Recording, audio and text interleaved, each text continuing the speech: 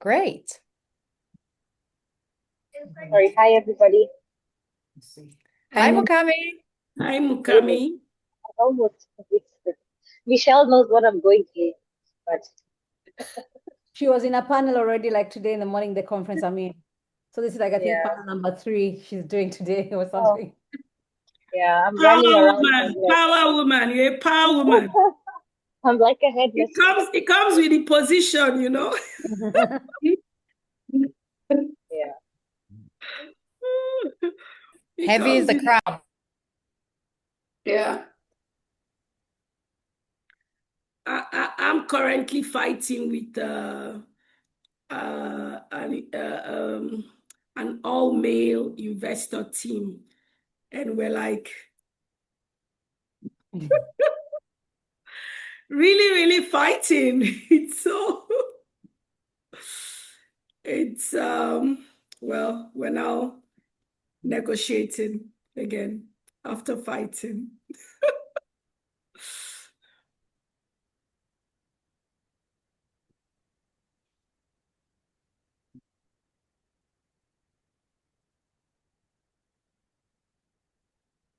Hello, you guys are all quiet. Did anyone hear me? Yes. Yep. Yeah. Okay. We just didn't know what words of What to encouragement say? to say. Godspeed.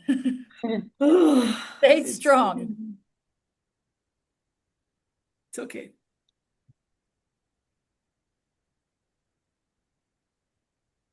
Are these the same team that you referred to as Yeah. So funny enough, they don't want to. So in fact, I literally said, okay, you know what? I'm no longer interested in your transaction, right? You can just take your money somewhere else. I'm taking my business somewhere. So they want the transaction, but the whole body language is completely different. So they are not accepting to get off the table. They really want it. Then why Mm. do you get? So it's contradictory, like, oh, we really like your business. We really want to support you. But then, so I mean, my lead investors, they were just saying, you know what, it's just a man thing. So I'm like, yeah, it's obvious because like You mean not taking no for an answer? no, like not coming with like the whole body language sometimes is derogatory. It's they push too hard, they ask 1 million questions just for one tiny detail. In fact, I even said to them, so it's not like I'm playing the gender card, but it's looking that way, like, because if I were a male founder, I'm sure you would have written this check like, donkey months ago. And in the same breath, they go like, "Oh, it's the smallest check we have ever written." Okay, then why are you making it a big deal if it's the smallest check?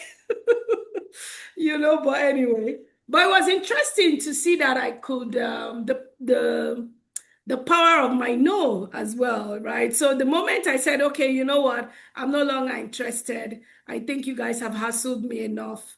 And then I'm getting calls from New York, from Nairobi, from the entire team saying, "Oh no, we want the deal." Okay, then why are your guys here?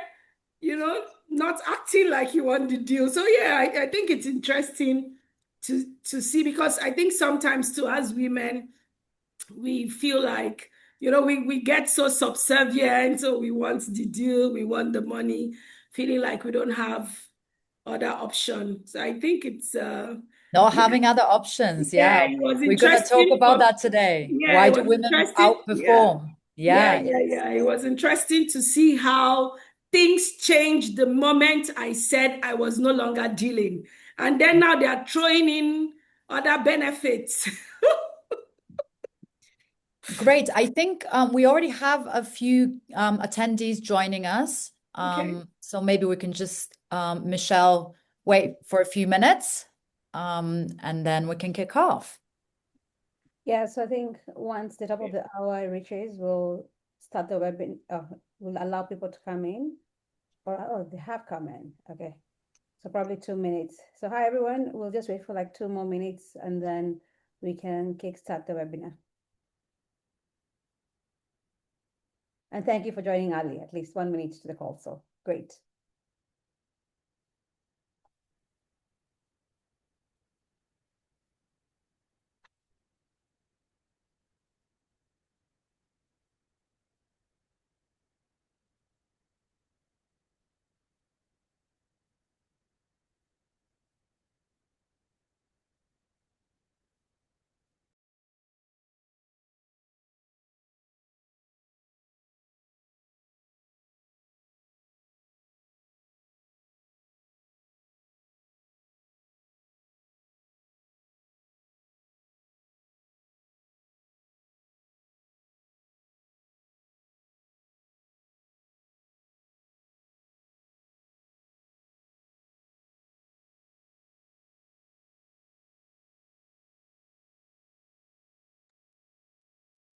So hi everyone again. Thank you for joining us. So we'll just have 1 more minute and then we will start. So thank you.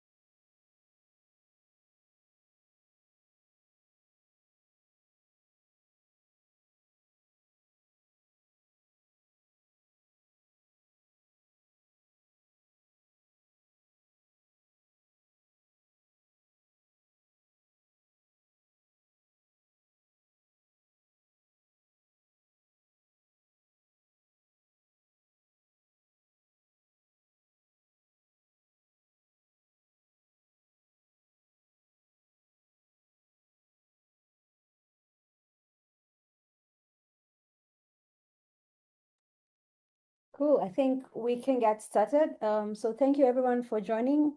I do think this is our first webinar ever as the Jobtech Alliance. I've only participated in others, so this is our first one that we're actually organizing. So thank you so much for joining. Good evening from wherever you are. My name is Michelle Hassan. I am Director for the Jobtech Alliance. So it's a great pleasure to welcome you to this important webinar as we unpack our latest study in gender.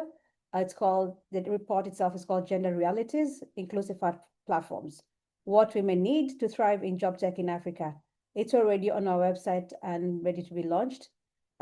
Today's conversation is not just about platforms. We want to talk about the people itself. We're talking about the millions of women across Africa who are navigating the intersections of like work, technology, and opportunities. And it's also about recognizing both what the promise is and the complexity of the job tech landscape and understanding how we can design the systems that can allow women not only participate, but to truly thrive. For those who may be joining us for the first time, also allow me to introduce the Jobtech Alliance. We are a Pan-African systems change initiative managed by Mexico and BFA Global, with a mission to catalyze an African inclusive job tech sector, which can create and improve millions of quality jobs for users. Over the last 3 years, we've been supporting platforms and collecting data from these amazing 50 platforms and generating insights around different things, including what drives women's success or inclusion in the job tech system. So this research that we have done is actually consolidating all the learnings we've gotten over the last 3 years. So why does this matter? I think for us, we recognize that the Africa labor market system is expanding faster than formal jobs are being created for. We've seen from the report that every year, 10 to 12 million young people enter the workforce, yet only very few find formal employment.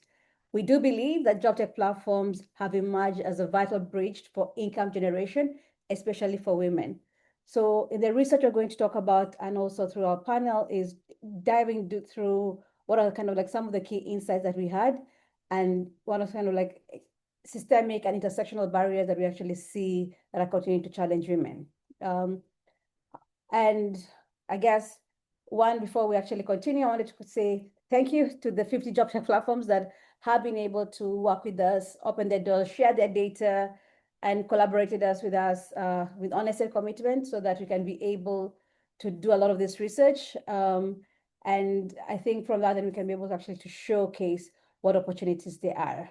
From the webinar, I think for us is to aim to spark a shift, right? Not just looking at gender as a compliance requirement for embracing it, but thinking about it as a strategic driver of platform value, user performance, and long-term goals and long-term growth for platforms themselves. Margarita, who's our research director, will take us through some of the key findings that we actually have. So I think on chat, we do have a Q&A section. So please do ask questions and contributions as you hear through these conversations. We'll do 15 minutes of Margarita talking and share some of the insights from the research that we've done.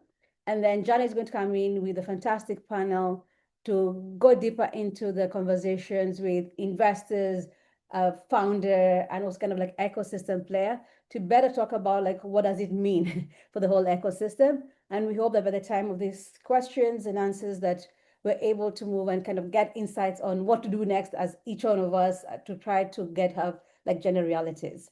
So with that, Dr. Margarita, over to you. Thank you very much, Michelle. Hi, everyone, and thank you very much for joining us. I'm Margarita Dimova, and I'm Jobtech Alliance's Learning and Research Director. So as Michelle said, over the next 15 minutes, I'll try to present our headline findings. We have a lot of findings, and I really urge you to read the report, or at least parts of it, and not only present them, but try and tie them into a practical framework for platforms to drive inclusivity. And hopefully our panel will then be able to delve even further into some of the practicalities around that. So while gender inclusivity is usually framed as a sort of an impact metric or compliance, even as Michelle said, for us, the more compelling argument is that founders and investors need to think about not including women can be commercially damaging. Today we actually want to lead with this, and that's entirely based on our data and insights. So our study is based on our proprietary quantitative data. It's gender and age disaggregated, and we're featuring over 135,000 users on job tech platforms across Africa.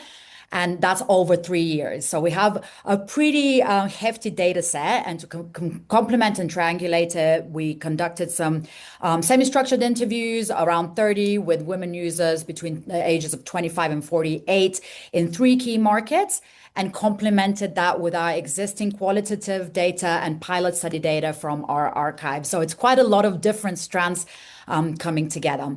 So what is our headline finding? Well, women are not just beneficiaries of job tech. Job tech is not just opening up these new access opportunities on platforms. Women actually can be higher value users than men, purely in terms of income. Women's median monthly income on job tech platforms is 29% higher than men's. That is a pretty substantial difference. And that means also that only 1/4 of the platforms in our data set actually see men earning more than women. That's 10% more. What we define as comparable earnings is within the 10% range. This is a pretty stark contrast to the analog labor market, so outside of job tech, where women in urban sub-Saharan Africa particularly, the overall trend is for them to earn between 40 to 46% less than men. What is this due to? A whole lot of factors, and we had initially kind of hypothesized around retention and stickiness. Our data actually doesn't necessarily hold this. The retention is comparable between men and women, but if women are earning more and not retaining at a comparable level, there is a suggestion there that women are seizing new opportunities in job tech platforms just with sort of like higher intensity, seeking more value. And quite frankly, because what was said earlier, maybe women don't necessarily have all of these other options readily available in the offline or analog labor market. So Throughout our venture building support, we're in constant conversation with founders, and the qualitative feedback from founders is also very consistent that women tend to, of course, we're not making generalizations here, but women tend to work harder. They can be also stickier in some cases, and when treated right, they are higher value users. Even if our quantitative data does suggest that stickiness may be comparable, and there are some reasons behind that, device sharing, registration of micro enterprises under a man's name because of various legal barriers. So, for example, founders of agent networks unanimously report less fraud and higher reliability among women agents, as do, for example, also asset leasers who discuss default rates, which are much higher for men compared to women. So, in a nutshell, job tech platforms are giving women unprecedented access to income opportunities. And because of this, women are treating opportunities as a lifeline, right? And as alternative options in the traditional labor market might be a little bit more restricted or a lot more restricted by be it bias, mobility, flexibility, or lack of flexibility. When women find something that works for them on a job tech platform, they double down. And this makes for a very committed workforce, which an enabling environment, both at platform level and at ecosystem level, can only turbocharge. So we want to spend a little bit of time, as Michelle said, talking about user experiences. We don't have all the time in the world, and we've tried to be as user-centric as possible, both in our study and in our broader work.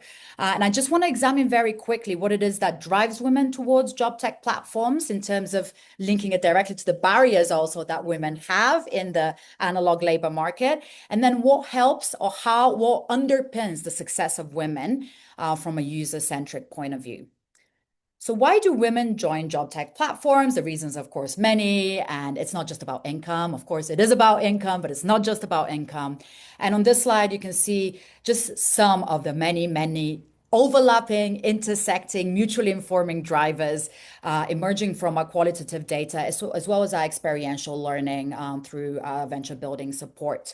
My strong caveat here will be that rarely for a single user is there just one sort of factor or motivation that drives. It's always a sort of a complex confluence of a few of them.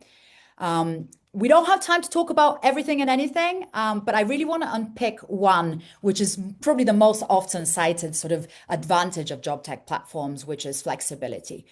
Women in sub-Saharan Africa shoulder probably 3 times, according to official statistics, but definitely more, the unpaid care work compared to men. That's in the household. And given this, flexibility is obviously not just a luxury, it is a necessity to enable women to enter the labor force. But in our research, we found that flexibility can be a bit of a double-edged sword. While women on platforms might be valuing setting their own hours and managing childcare, and you can see some of this in the quotes here, this can lead to income unpredictability or even algorithmic penalization. So if women want to have a cutoff at 4 p.m. or 5 p.m.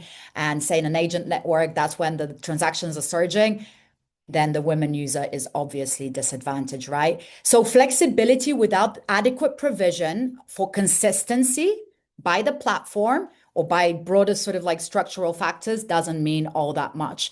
And this is our inkling, underpinned by some of our findings from the quality of work tool pilot, that women value consistency above flexibility. And beyond the sort of like very obvious flexibility one, I wanted to talk a little bit about sort of like fairness and access. And they're a little bit linked. Women might find that job tech helps them get into sectors that they're usually locked out of, including the very men-dominated ones, like, for example, ride-hailing. A super interesting finding from this quality of work tool pilot that we conducted recently with 3 platforms in Nigeria, that nearly 80% of the women respondents felt that platforms offer equal opportunity, regardless of factors such as gender, race, religion, etc., etc. So there's not only this sort of, yes, this is opening up new avenues for me to be able to earn, but also once the avenues are open, they're much fairer than what I have encountered in the analog offline labor market. So we talked about women outperforming men income-wise, and I want to dig a little bit deeper into that, talking about sort of sectors. And some of you might be aware the Jobtech Alliance has a pretty expansive taxonomy of what types of platforms exist then, which sectors they operate in. We don't have time to cover that extensively, but I do urge you to go on our website and check it out if you're not familiar. We did find a very clear trend, and you can see here the breakdown of platforms where women are earning higher. What percentage of platforms in our portfolio have women earning higher than men? It's very, very clear. It's in sectors where women have historically held influence because of socioeconomic, sociocultural norms. And that's beauty and wellness and influencer marketplaces, 100%, 100%. In these spaces, women's income is very consistently higher than men's. And it is interesting, though, that these, may I call them feminized sectors, straddle actually the platforms for work delivered online and work delivered offline. So we are seeing a bit of an emerging trend here that even though these are feminized sectors, they don't belong solely into the work delivered offline space. And even if they're not groundbreaking per se, they are sort of digital and less digital in that sense. And while women's performance might be underpinned by these sociocultural norms, it can also transcend them, as this is illustrating. And some job tech platforms in more newly emerging sectors, such as micro work and X to earn or play to earn, for example, models are demonstrating that for us. I also want to peel another layer and go even deeper, not just in terms of median income, but talking about quality of work. We have a definition of quality of work, which is consistent income above a certain threshold. So just scoring 1 gig on a platform is not good enough for us to say that this is a job. And we do this sort of like correlation between earners, i.e., women and men on a platform that are earning, and earners who have quality jobs, i.e., those who are passing that threshold, both in terms of monetary value and in terms of consistency month in, month out. So when we look at quality of work again from that sectoral perspective, we see that women also outperform men in digitally delivered work, such as managed services, which I'm sure that some of the panelists will touch upon, which includes business process outsourcing or BPO. This is telling us that when the digital infrastructure of job tech platform removes physical barriers, women are not just participating, women can excel. But there's a big but here. That's great. Women outperforming men. There are quality jobs. But most earners on job tech platforms are what we call micro earners. Micro earners we define as users earning less than $20 a month. And regardless of gender, there's a minimal difference there. About 70% of the earners on job tech platforms are micro earners. And there's no major gender difference in terms of that proportion, but gender is important to consider when thinking about the willingness of micro earners to be micro earners. Again, going back to the options that women have, women are less willing to turn down work, as you can see here in this bottom graph, than men on job tech platforms specifically, because women probably have fewer alternatives. So men might leave a platform when the work dries up, whereas when women are micro earning, they tend to stay because maybe the alternative is no work whatsoever. This lack of options is just a very important factor to consider, even when we're extolling sort of the access that job tech platforms might be providing women. I want to just share that the data we're sharing here on perceived ability to turn down work is not from us. It's from possibly the most comprehensive study, comprehensive study on gender and job tech in Africa, which was recently released. And before we look into how platforms can take all of these sort of like various aspects of women's experience on job tech into account, I want to have just a minute on intersectionality. I've been so far painting women on job tech platforms as a monolith, which of course, women, we are not monolith. We're different. We need always to take into account the multiple compounding disadvantages faced by subgroups of women, be it based on age or education, socioeconomic, legal status, disability, special needs, among others. If we look at age, for example, we see that young women earn much better, but churn much faster. So start with like much higher earnings, but then don't stick around on platforms, whereas older women have the opposite trend, the literal opposite trend. Why is that? Again, we might be thinking about options. Well, how much more restricted are the options for older women on job tech platforms compared to younger women, hence the retention, even if the earnings are lower. So we're seeing kind of how the layers which women are experiencing based on other identity markers beyond gender.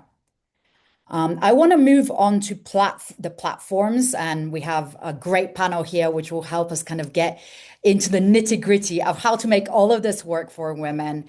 Practical solutions to understand how this can be implemented. We actually developed a 7-point inclusivity framework, which is built to drive a platform's intentionality in designing for women users. Sort of intentions are great when stated, but they need to be practiced, right? So we mapped the motivations that I talked about from our qualitative data and the patterns that produce better outcomes for women from our quantitative data against the possibilities for platform design and operations. And this is kind of how we managed to synthesize the whole thing. And our platform, which Janet will readily share with anyone willing, and it's a self-diagnosing tool as well. So our framework offers a structured way to assess and address inclusivity across all of these 7 dimensions, helping you uncover sort of gaps that you might have, both as a founder, but also maybe for investors as well, and to actually design more inclusive interventions. Again, Janet and the panel will delve into it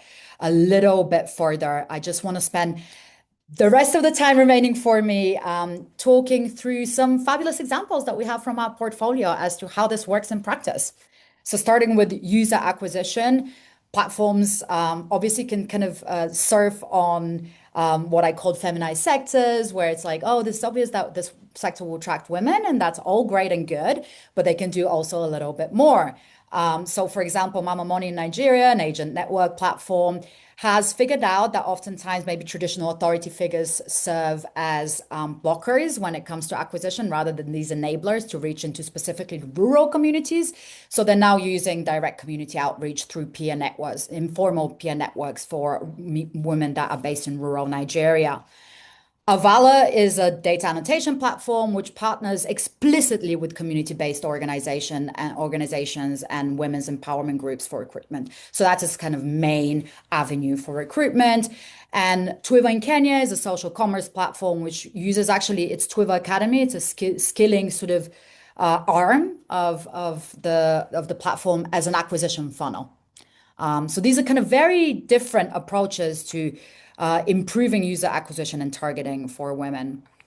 Assets and working resources. Obviously, most women on job tech platforms do not have access to extensive baseline capital. So what it is that platforms can provide, Tendo in Ghana, Nigeria, enables resellers to start, it's an e-commerce platform, to start businesses with literally zero upfront capital or inventory costs, which is a massive game changer. They've seen great sort of outcomes metrics-wise coming out of that. I think 60% resellers are women. Operator is a digital operating system for agent networks, and it's developing workarounds to formalize women agents authorities so they can get loan access, even if the actual business is registered under a man's name. If we move to sort of fair matching, this is where algorithmic bias comes in. We've talked in the past a lot about the model that platforms are using. Good Day On in Ethiopia, which kind of matches pink collar users or domestic work users to their clients, transitioned to a full service matching model. So it can shield women from price negotiation friction, and that's tripled users' earnings as a result. Prior to that, it operated a lead generation, so just connecting rather than managing anything after the connection model. AfriWork in Ethiopia. It's a jobs board, but very interestingly, it's Telegram based, which is the sort of major social media or communications app in Ethiopia, but it targets roles for which women are particularly well suited. And it also offers a women only application option, which is fantastic. Fixa in Rwanda is a platform for blue collar tradespeople, which focuses on women pretty heavily. And it creates portable digital identities and verifiable work history, something which is incredibly important, credentials that women have historically really struggled with. When it comes to skilling, we've seen a lot, and I'm really happy that we have Chinwe here. She can really talk about the installer experience, so I'm not going to even foreshadow that. We also have worked with a platform called, or rather, a startup called Learn Inc., which is a B2B one using AI and mobile first micro learning on demand to train distributed agent networks on all sort of topics of relevance to sales, which has been particularly successful among women agents. When it comes to flexibility, Hugo is probably there kind of leading the charge in terms of offering a remote first BPO platform. BPO platforms are usually known for having a little bit more of a fixed schedule offering, but it offers consistent full-time jobs structured to accommodate working mothers. Wingy is a rural retail franchising platform that has a reliever mechanism. So when women agents need to sort of tap out, have family obligations, or need to take a few days off, their absences guarantee that they're not losing income. And Avunja's business in a phone model allows agents to choose exactly when they want to work and what they want to sell. I've got a couple of more around user safety. Share is a domestic work platform in Nigeria, which has mandatory KYC and also limits booking times with no service after 4 p.m. to mitigate risk. Avunja deploys a buddy system pairing agents who are in the field post onboarding to ensure physical safety, and that's women to women agents pairing. And Seller is a creator platform which enables women to sell content under pseudonyms so they can sort of work towards avoiding cyber harassment with their real identity. And last but not least, community and support, something that often doesn't get talked about, but women on job tech platforms, especially for work delivered online, feel isolated. We have the data to prove that. So platforms that help transition that experience from a transaction, women's work on platforms from a transaction to a relational sort of setup, and that can be very supportive in terms of mentorship as well. There's Gwiji in Kenya, which is a sort of a cleaning focused platform which organizes women into peer groups for training, but also into saving circles. That sits to the side of the main work of the platform. There's Alewa, which is an outsourced digital work platform which uses office-based hubs. So it kind of brings women back to the physical space where it can help foster peer-to-peer mentorship and reduce isolation, particularly for women developers, of which it has cohorts. And iWork is a very innovative platform, community initiative, which is looking to create a collective journey for women platform workers who can register for it through mentorship and advocacy for various social protections. I know I'm a little bit over time, so please, please, please forgive me. I'm going to hand over to Janet now, and hopefully her and the panel can delve into this a little bit deeper. Thank you very much.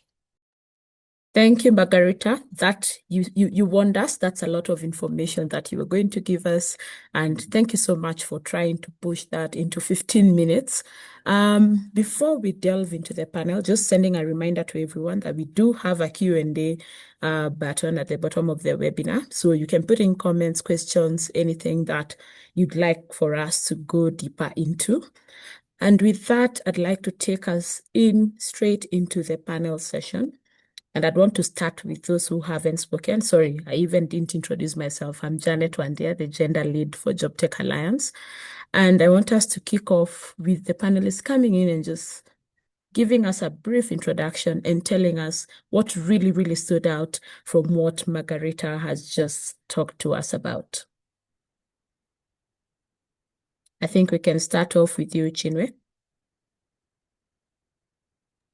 Okay, thank you, Janet. Hello, everyone. My name is Chinwe Udodavis. I'm the founder and CEO of Installer. Installer, we are a clean workforce platform, training solar installers and connecting them to solar gigs. I think a couple of things stood out for me. By the way, I found the entire report quite positive, right? Looking at it from the women angle, right from the page one, when we saw that the median, the earnings, when you look at the median earning was very positive for women. I think that's quite encouraging. And I think also this is something that we already know, that when people prefer to work with women because it's with the female population is less fraud and high reliability. And so it would be great to see that some of this positive behavior we bring to the workplace is also translating to monies in our pockets. Yeah. So yeah, I think those stood out for me. Yeah. Thank you. Thank you so much, Chinwe. I think Mukami, you can go in next. Thank you. I hope you can hear me. Just Yeah. let me know my AirPods. So I'm Mukami Kamal, investment manager at Three Ventures. We're a gender lens fund, meaning that we actively seek out female-led type of businesses or female or consumer-facing businesses that look at women and women's products. So what stood out for me today is just seeing the use cases that we had, and especially for given that I'm an investor, and I think, and when I look back, when I reflect, it's also important that we do the same across the reference platforms that we put out, so that they have embedded the gender piece right before everything in their design, in the fabric. So just connecting the dots as an investor is that we should do the same, because a lot of times investors start doing the gender homework after you invest, not before. That's when you're asking questions. Also, how many women are on your platform? We should be doing these things as part of as part of diligence. So I think that was my key takeaway from Margarita's presentation. Thank you so much, Mukami. It's true. No one shouts enough about what you're doing. Sometimes even the platforms themselves don't know that they're actually taking these really, really important steps just to ensure that there are more women coming in and being engaged in job tech platforms. Last but not least, over to you, Charlene. Thank you, Janet. Yes, my name is Charlene. I am from Caribou. And this is a question I'm excited to be here because it's a question we deal with every day, particularly in my role where I'm a program director for a research partnership, the Caribou Mastercard Foundation Research Partnership, that looks at the role of digital when it comes to youth and women's livelihoods. And I would go on and on about what excited me, but I will summarize to one statement around the pathways for long-term career mobility.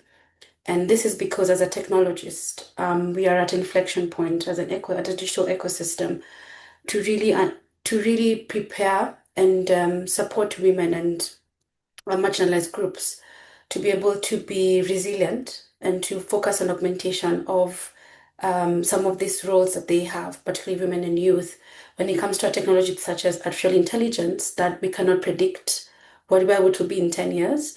And we cannot predict the adoption of some of these technologies, but how can we do the small things we can do in the different sectors to prepare them for that? And secondly, of course, a disaggregated data bit that came out really strongly when it comes to data. And as you know, artificial intelligence, the two go hand in hand in ensuring inclusivity and the use of the right data, as we see AI being used really strongly, and the uptake of AI being in the uptake of AI in the job tech ecosystem taking place right now.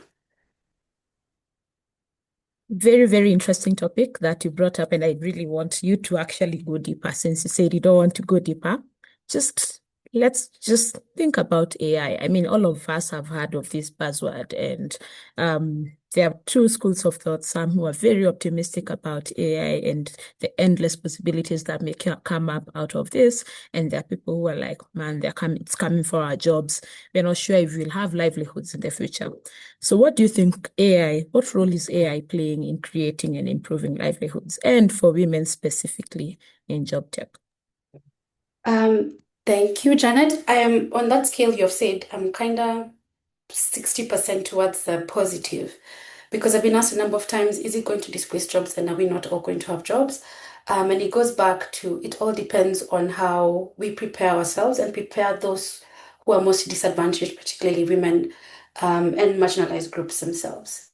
When we look at the role of AI, I think it's a really strong tool for lowering the barriers of entry. One of the strongest use cases I've seen is knowledge transfer and capacity building or building resilience for women, as I mentioned earlier.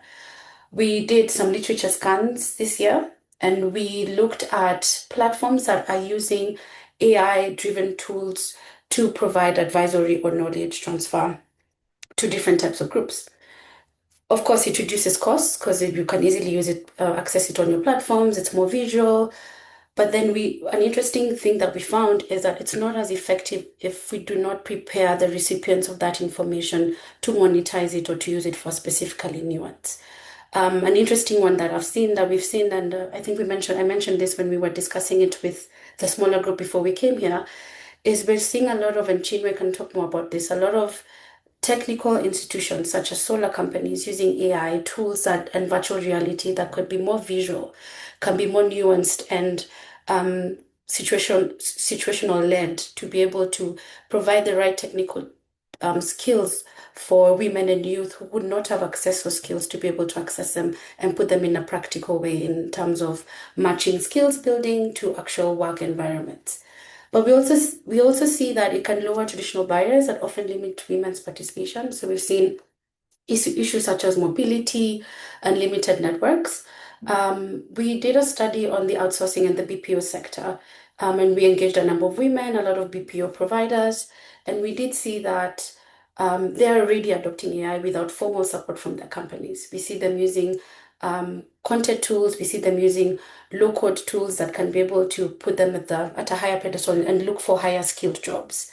And there's an opportunity for growth. For example, in the BPO sector, we know Africa only contributes 2% of the global demand. So how can we really support them? But as much as AI, and just to summarize my point, as much as AI is touted as a key enabler for women and youth, our research did see that women are frequently concentrated in lower skilled routine service task jobs. So it's not that with the introduction of AI, women automatically grow into upskilled roles.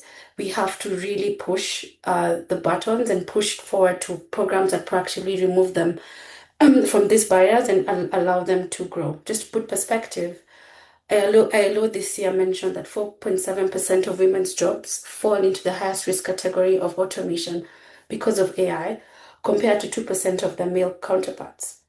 And in the research that we did, we also saw that 40% of tasks in the sector, in the outsourcing sector, are at risk of automation. And really, what really pushed that forward is the skills that we give young women to be able to take up higher skilled jobs. And as I said earlier at the beginning, how do we be able to augment some of the skills? And at Caribou, if I had more time, we can talk later. We're doing a number of research projects on what AI skilling really means.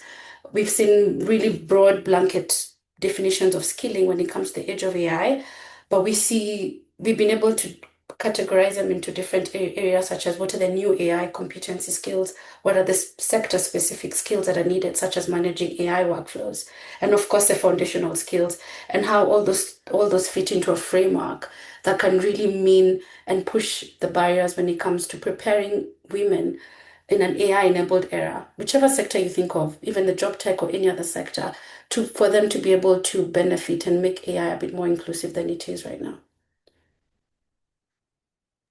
Very interesting. I think what stood out for me is what you said, what does skilling really mean? And I mean, in the age of AI, when things change by the minute, this is actually a really important question.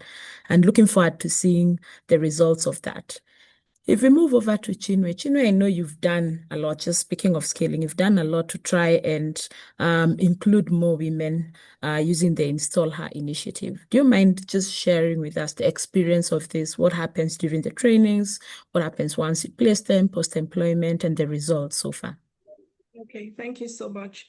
Right, so with Install Her, the entire program has been designed to close the gap, the gender gap we see in the solar workforce.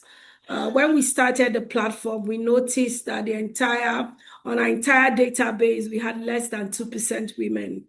So we created the special program where we're identifying rural women and trying to break down some of those barriers that impede them: fear of height, cultural barriers, traditional barriers, religious barriers, some things, that we've taken out, and we're then training. So we bring the women into a classroom for 3 weeks, hands-on practical, and then they transition into job placement with the partners who, some of them also participate during the training. So when we did do cohort 1, we realized the industry was also looking out for STEM women with proud STEM background, which then became an extra barrier, right, for women. Because if we're saying, oh, we want to empower women, bring them into, then, having that STEM requirement then becomes an extra layer of barrier as well. So today, what we've now done is also we have had to rethink how we're recruiting, how we're targeting the women, and how the training is being deployed. But we've also recorded very good successes. So far, the 3 cohorts we've done, we have at least 75% placement rate. And the job placement, it's at least 12 months. So for 12 months, they then their learning journey continues within a solar company. And what we've seen is most of these people have then gone into full hands-on technical roles. Some have pivoted into solar design, real doing practical work within solar. And then some people also pivot into solar sales. But talking a little bit about AI and how we're beginning to think how we can bring in AI into this program. I mean, even from the vetting process, we think it's something AI can help us, maybe train the AI to look out for some of these barriers that women face as well, try to have an automated way to identify and take them out as well. We've also looked at how to redesign the curriculum to sort of embed some virtual learning as well, because today 100% of that curriculum is administered physically. But we're looking at a scenario where at least 70% of it can be done virtually, and then we can do a 30%, hands-on. So that way we're able to reach more women remotely, rather than having to bring everyone, to a particular location. Those are some of the things we think AI can help with the way we assess, the way we vet, the way we identify, and also how we follow on their journey as well. Most of that today we're doing manually, but we're beginning to build a dashboard that would integrate AI, so we're able to follow every woman's journey, even after the job placement is complete. Thank you so much, Chinwe. Sounds very, very exciting and a lot of work from your end, given that the sector does not primarily attract women naturally. But very, very well done on the strides that you're taking. So if we go over to Mukami, you said something around investors not looking at this kind of things at the beginning, but after the fact. But other than that, what are other experiences that or initiatives that investors can take to actually encourage inclusion?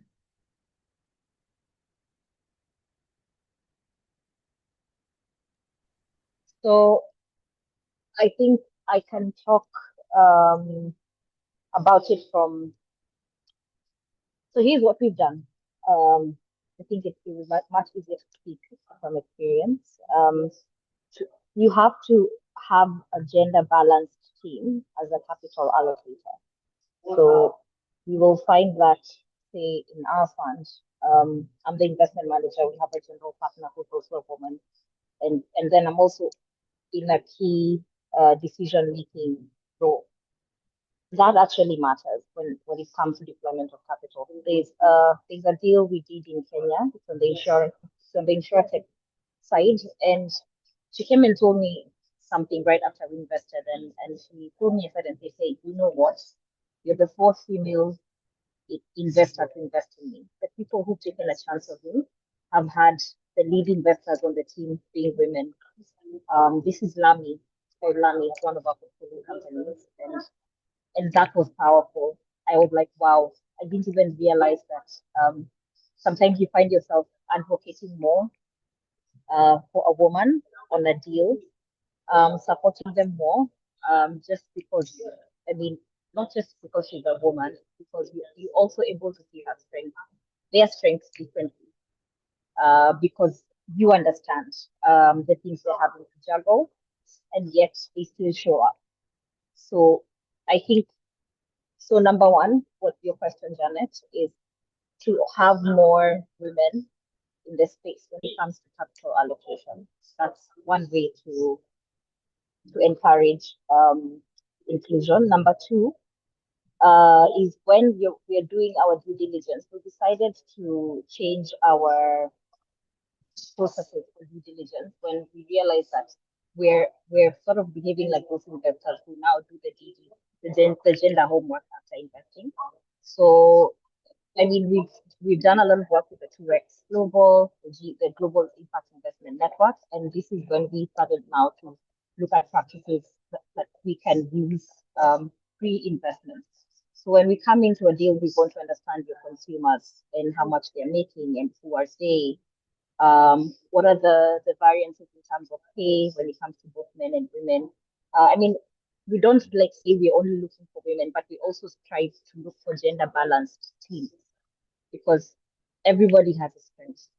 So that's what we try and drive pre-investment. It's much easier to actually enforce these things before you invest, and then when you're deploying the capital, they will be more receptive to any initiatives that you propose that come with your investment. So these things have to be enforced pre-investment. Yeah, I think those would be my two greatest key takeaways. I think the others we already know about the 2X impact framework and all that. But I think, yeah, it's in the decision making and also what you do pre-investment. Yeah. Thank you, Mukami. I think you've mentioned really important elements on women leadership and importance of not only collecting, but also looking at the data time and time again. I see Michelle has a hand raised. Please go ahead, Michelle. Thanks, Janet. I think it's one point that Mukami has said that I actually want to emphasize on. And just because I recently just saw a data point in a report from Women Who Build Africa and Brighter on what's the role of the ecosystem in investing in women. Because as you know, if you've read the Big Deal, Africa Big Deal and all the reports, it shows like less than 2% of women founders are getting invested in Africa. However, when Brighter and WBA investigated it in 3 countries, Kenya, Nigeria, and South Africa. What was for us was interesting was Kenya actually had a higher number of women investors investing in women founders, and just because of the ecosystem. So coming to what Mokami has said, right? It's not just women founders, it's also the whole ecosystem looking at even in the VC fund, how many of them are women? And Chino just talked about it with your experience with all male investors. Like it's quite different. Like it's not just only we have to look at the women founders. It's like we have to look at the whole ecosystem because that's when we can be able to move investments. But yeah, just such an interesting point that Mukami has mentioned that I wanted to emphasize on. Absolutely, Michelle. And I think there's another facet to this, if you don't mind me just jumping in, Janet, Yeah, which please go is ahead. there's women in leadership, then there's decision-making power. We've oftentimes seen the like co-founder, man-woman dynamic who holds the actual authority, and that cascades down from sort of like leadership to operational team as well. We want to see decisions being made day in, day out, and implemented by teams that have women and other underserved communities represented, because otherwise just having a token figure is just not enough. And one more facet to this, which is fundamentally nothing wrong with all men teams, especially if they're committed to serving women, right? So even if the founder or the founders are just men, if they manage to get that decision-making power lying or like transfused throughout the startup in a like more equitable manner, that's also great. So it can take many shapes and forms. I see Mukami and Allow me Charlene. to, yes, allow me to add one more point. And sometimes we as investors, so now this is post-investment, right? We've covered pre-investment, decision making, pre-due diligence, and then now after investment. We need to also incentivize these businesses by tying of like rewards for them achieving their impact, their agenda KPIs. So let's not just reward revenue. Let's link incentives to them meeting these thresholds, these KPIs, actually putting out women, having frameworks, even showing that the frameworks that they have internally work, right? They need to have a feedback framework where if I raise an issue as a woman, was it addressed? Let's have this documented and presented to the investor, and then we can reward businesses like that. Yeah. Hearing you all talk just made me think about the technology side of it in terms of human-centered design and looping in women into how the design is more responsive to women needs. And how do you involve women in human-centered design and ensure, for example, representativeness in AI decision-making tools? How do we design process that listen, test, and evolves alongside women? And it gave me the example of Mesh platform that really brought in a lot of women in terms of how they design and test their tools, and were able to track the improvement. For example, it grew its female users base from 30% to nearly 50%. Female engagement grew from 21 to 72%, just by investing in gender inclusive research and putting women in that decision-making platform where they can adjust to really make sure that women are listened to when we think about improving technology systems and thinking through AI and how AI is evolving these tech platforms. How do we make sure women are in the decision-making power when it comes to improving these platforms? Yeah. I like how exciting this conversation is going, but I'll just leave one last slot because of time for Chinwe just to I see a comment on the chat about how you have consciously removed bias. Do you want to give a further comment on that, Chinwe? You mean how we remove bias on the platform or the recruitment of the... Okay. Yeah. Okay, interesting. So I think the data was very clear to us what we needed to do. And we've also had to train our vetters and the key account managers, as well as the trainers as well. So we're not So yes, whilst we want to bring in women into the platform, we're not going to, we're not also dropping the ball on quality, right? We need to ensure that the right training, the right amount of motivation, women are putting in the work. And we see that, from data as well. Women put, I think, 200% of the work most of the time. We do more. I think women are just glad to even have the opportunity and don't want to mess it up, right? And we see this even in the female technician. They show up. I mean, the last 3 days, even we've had a program for all the technicians on our platform. I can tell you that all the women who committed to show up, 100% have been here. The people who eventually gave excuses why they couldn't show up where, I mean, we know life happens, but just to say, women usually put 100% of the work. But yeah, the way we have been able to take out bias is not dropping. So it's the same level of the quality of work that we require to be done on the platform is the same. Whether you're a man, whether you're male or female, we're not going to, turn a blind eye because you're female. Yeah, that's what we've done. And also, I just wanted to also talk a little bit about the capital as well. I mean, in my experience, I have seen that whilst raising capital for my business, I got a quicker response when I was dealing with an all-female team, right? Than when I was dealing with an all-male team. It was, I mean, the difference was, it's night and day. It's night and day, the difference. Yeah, night and day. You cannot even compare. And I started talking to the all-male team 1 year prior to when I met the all-female team, and, capital has been deployed. They are giving us extra support, a lot more support, an extension of our team. And yet we're still talking to the all-male team. So, sometimes it's, I think these things are just very glaring for everyone to see. Yeah. Thank you, Chinwe. That's, yes, as you said, very glaring. And I think all these conversations that we're having right now just go to say that inclusivity and gender is not a topic, but it's something that we should live every day.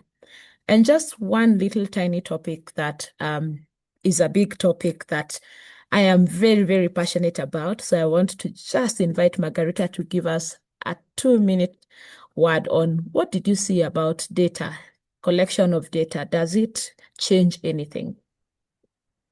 So we have actually run a pilot of our inclusivity framework that you know more about, and haven't seen any major, with a few piloted platforms, changes between before collection of gender and age disaggregated data and after.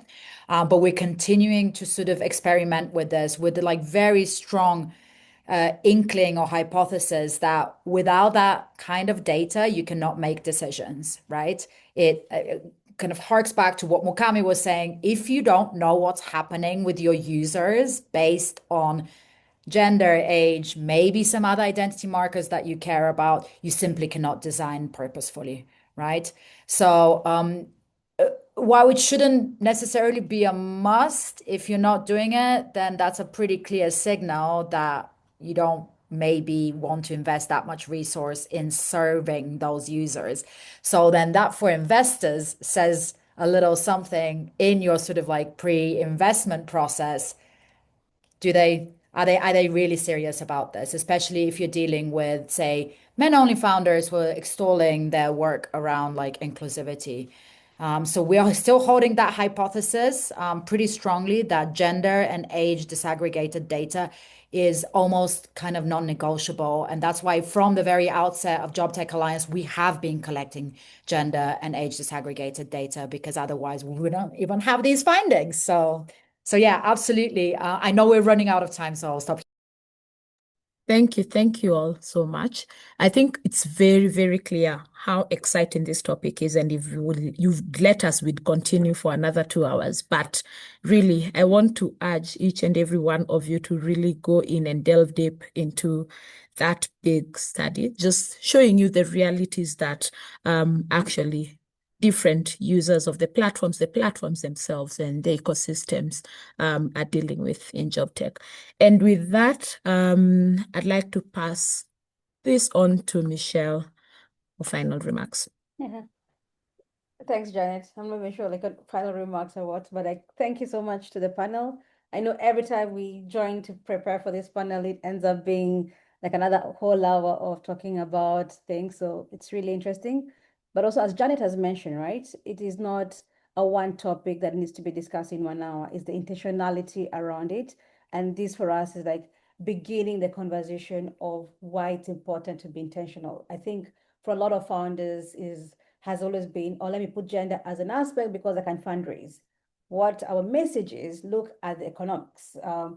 By investing in women, you are actually getting better returns. There's a commercial value, and now we actually have data to prove it on why you actually need to invest in women. And for us, like that is critical. So I think after this webinar, as part of the, we'll share the recording as well as the link to the report. It's a long report, I must warn you, but I think it's worth mentioning that we talk about everything, including what you can do as a founder, what you can do as an investor, and what you also can do as an ecosystem player to be able to move this needle along and seeing like what are the commercial aspects of investing in women. So with that, I think I'll just say thank you so much for joining, and I guess see you next time when we're doing another webinar. Bye-bye, everyone. Bye. Bye.